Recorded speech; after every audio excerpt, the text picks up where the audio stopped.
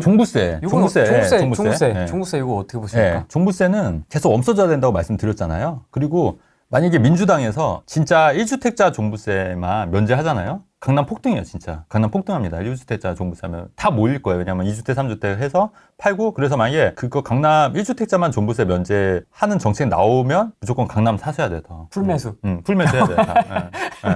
제가 팁을 드리는 거예요.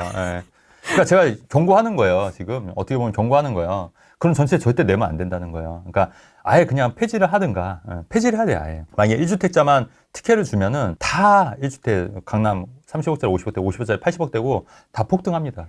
의원들이 강남 아파트를 가지고 있어서 그런 거 아닐까요? 더 그럴 수도 있을 수도 있겠는데, 만약에 그렇게 되면은 들고 일어나야 되는데, 사람들이 종부세 1주택자만 이제 폐지하고 하면은 또 그거를 되게 좋아하는 사람들이 있을 수 있잖아요. 그러니까 그렇게 하면 안 되고, 오히려 강남 아파트를 올리는 정책이다.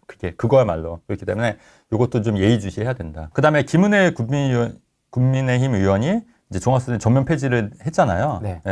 이건 정말 괜찮은 것 같아요. 아예 그냥 폐지해야 돼요, 정말. 그러니까 이거는 정책적으로 국민의힘이 맞는 거예요, 사실은.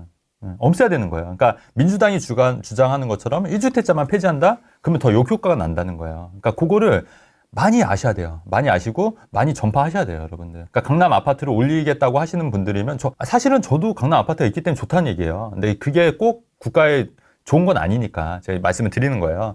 그것만 좋은 건 꼭 내 재산이 올라서 좋은 것만 아니니까 말씀드리는 거고, 그래서 요거는 좀 많이 전파를 좀 해야 될 것 같아서 1주택자만 종부세 폐지한다 그러면 이제 반드시 올리는 거기 때문에 그거는 주의해야 된다. 그다음에 단순히 네. 1주택자이니까 내가 나 종부세 안 낸다. 근데 여기 있는 다주택자들은 네. 종부세 계속 낸다. 이 꽃이다. 네네. 이렇게만 생각하면 안 된다는 거죠. 곤란하다는 거죠. 그렇죠. 정말 좀 아셔야 됐으면 좋겠고, 그다음에 하나 더 말씀드리면 그 김은혜 국민의힘 의원 이제 그 선거 캠프 하실 때 이제 분당에 있을 때 그 앞에서 막 선거 캠프를 하시는 거예요. 응원하는 거. 아니, 본인이 이제 인사하시더라고, 앞에서.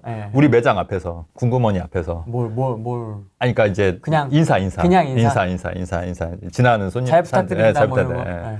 그래서 내가 빵이랑 커피를 갖다 줬어요. 그래서 잘 하시라고. 그랬더니 이제 잘 먹고 이제 인사하고 가시더라고요. 근데 바로 먹지는 못하더라고요. 왜냐면 이게 선거법 위반 뭐 이런 걸 수도 있으니까. 그렇죠. 아마 이제 받기만 했을 거 아니에요. 빵이니까. 어차피 빵이고 소금빵이고 했으니까. 그리고 나서 나중에 그 보좌관 통해서 그 주문이 따로 배달을 한 것 같더라고요. 그쪽에서. 어쨌든 네. 주문했다. 네, 주문했다. 이렇게 해야 되라고 주문. 네. 아니, 그러니까 그런 것보다 이제 당선이 되고 나서 한 번 더 이제 배달 주문 한번 하시긴 했더라고요. 약간 그랬다. 뭐 에피소드 별 의미는 없다. 의리가 있다. 뭐 그랬다. 이거 약간 그거 빌드업 하려고 지금 군구원이 얘기하려고 지금 아니야. 종부세를 지금 기사를 갖고 오신 거 아닙니까? 그러니까 지금? 에피소드 빌드업 지리네. 야, 군구원이를 김은혜가 주문할 정도로 맛있다. 지금 이걸 아니야. 빌드업을 지금 이렇게 해오신다고? 와, 진짜 대박인데? 네. 종부세에서 이렇게 연결한다고? 아니에요. 이야.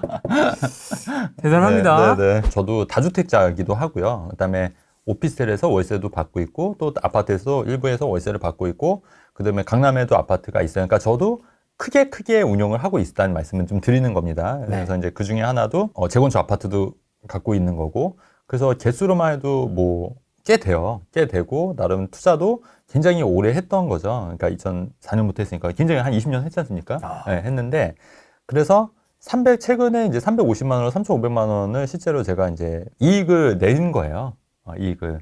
그게 왜 그렇게 됐냐면, 무슨 말이에요? 그러니까 제가 이제 그때 한번 청주에 있는 아파트가 가고 있었다 했잖아요.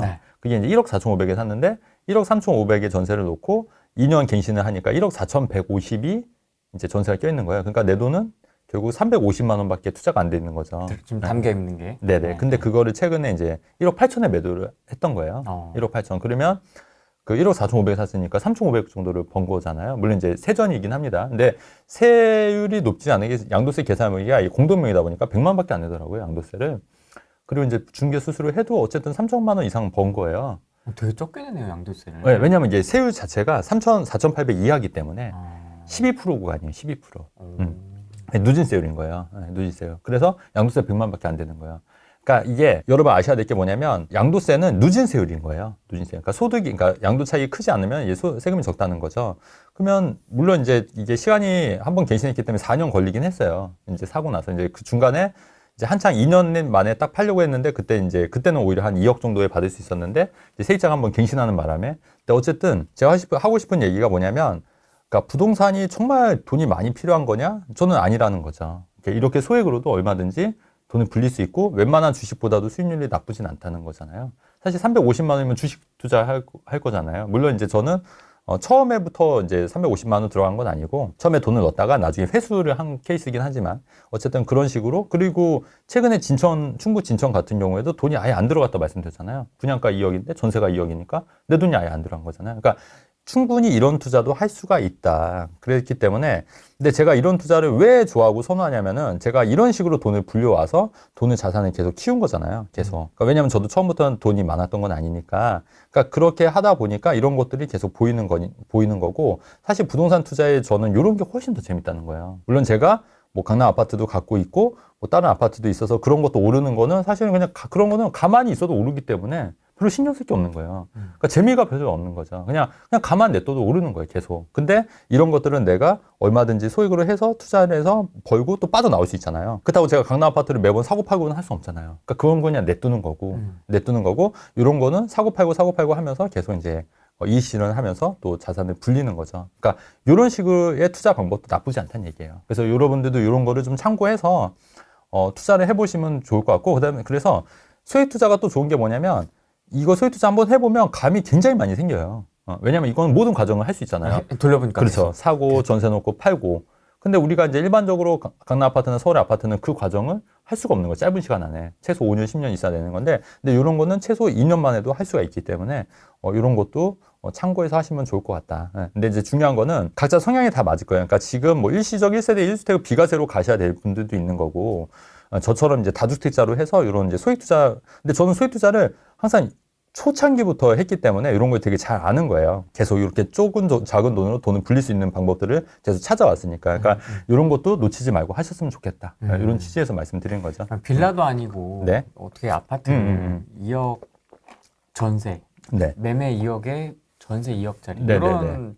아파트들을 어떻게 좀 찾을 수 있을까요? 지금 2024년 6월 말 관점에서. 그러니까 이것도 사실은 분양권이었기 때문에 또 저는 가능하다고 봐요. 그러니까 지금은 갭 투자가 많이 성행이 됐으니까 그렇게 갭 찾기가 아마 이제 더 지방으로 내려갈 수밖에 없는 거예요. 근데 그런 데는 이미 사람들이 이제 갭 투자가 많이 유행하다 보니까 점점 더 찾기 어려워지는 거예요, 사실은. 그렇기 때문에 저는 차라리 이제 신규 분양권으로 해서 이제 전세 세팅을 하게 된 거잖아요. 그러니까 그렇게 돈이 안 들어간 거잖아요. 그러니까 지금은 그러니까 계속 이제 트렌드를 보니까 저도 어떻게 보면 옛날 공식이 아닌 거잖아요. 그러니까 분양권 중에서 전세 비율이 올라갈 수 있는 거를 찾아서 전세가 올라갈 수 있는 걸 찾아서 거의 이제 맞춘 거지 않습니까? 그러니까 그런 트렌드로 보시면 될 것 같아요. 지금 현재 전세가율이 올라가고 있으니까 분양가가 상당히 저렴한 낮은 데를 좀 찾아보시면은 충분히 찾을 수 있다고 저는 보는 거죠. 지방 투자 대 수도권 분양권. 저는 아직까지도 수도권이 더 괜찮다고 계속 말씀드린 거예요. 아직까지 그 흐름이 아직 안 됐다. 계속 말씀드리는 거예요. 아직 네. 꽉 올라오지 않았다. 네네. 그러니까 지방이 반향을 틀기에는